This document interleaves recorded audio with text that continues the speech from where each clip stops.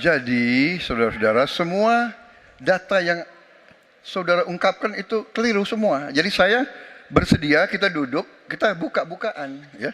Mau bicara food estate, mau bicara apa PT Teknologi Militer Indonesia, kita buka, iya kan? Jadi di mana masalahnya? Nah, saudara bicara etik-etik, ya kan? Saya tuh keberatan karena saya menilai, maaf ya, karena Anda desak saya terus terang aja saya menilai Anda tidak pantas bicara soal etik. Itu saja. Saya merasa bahwa Anda itu posturing, ya. Anda tuh menyesatkan. Itu aja, ya. Saya boleh berpendapat kan? Saya menilai Anda tidak berhak bicara soal etik karena Anda memberi contoh yang tidak baik soal etik. Terima kasih. Debat ketiga Capres pada pemilu 2024 berlangsung panas. Masing-masing Capres menyampaikan ide dan gagasannya dalam bidang pertahanan dan keamanan hingga hubungan internasional. Di awal debat, masing-masing Capres sudah memanas. Diawali saat Capres nomor urut 1 Anies Baswedan menyinggung soal lahan yang dimiliki Capres nomor urut 2 Prabowo Subianto hingga menanyakan soal etik pemimpin. Menanggapi pertanyaan tajam dari Anies, Prabowo tampak emosi. Dengan tegas ia menyebut bahwa Anies tidak pantas berbicara soal etik. Tapi dalam kenyataannya Pak, ketika Bapak memimpin di Kementerian Pertahanan, banyak orang dalam pengadaan alutsista, PT Teknologi Militer Indonesia, Indonesia Defense Security, lalu orang dalam pengelolaan food estate, lalu ada kejadian-kejadian di mana kita semua menyaksikan ketika ada pelanggaran etika dan Bapak tetap jalan terus dengan cawapres yang melanggar etika. Artinya ada kompromi atas standar etika. Standar etika ini fakta. Ini fakta. Dan kemudian dalam pidato Bapak mengolok-olok tentang pentingnya etika. Saya tidak tega untuk mengulanginya. Pertanyaannya, apa penjelasan Pak Prabowo soal itu semua? Tidak hanya Anies, Prabowo juga dicecar habis-habisan oleh Capres nomor urut 3 Ganjar Pranowo terkait sejumlah data tentang pertahanan.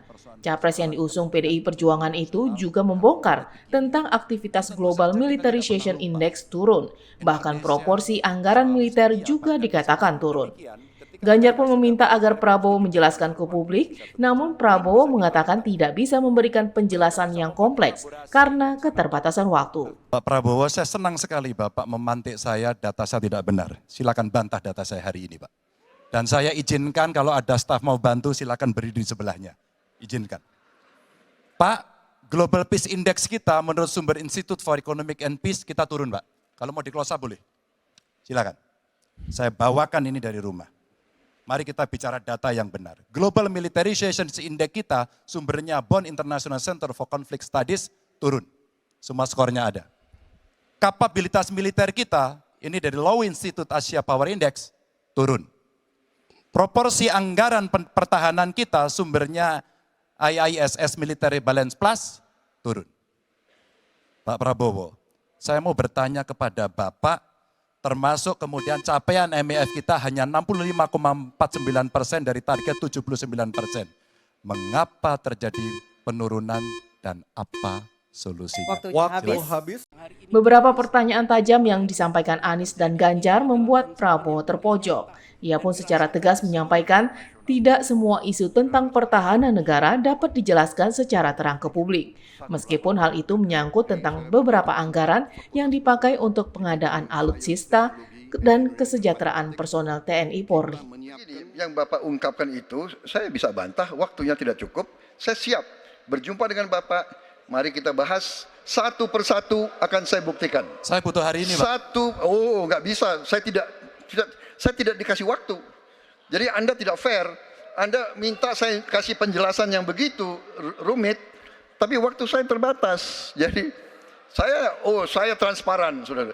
Dan yang saya katakan, kalau kita bicara MEF itu mulai dari berapa periode yang lalu.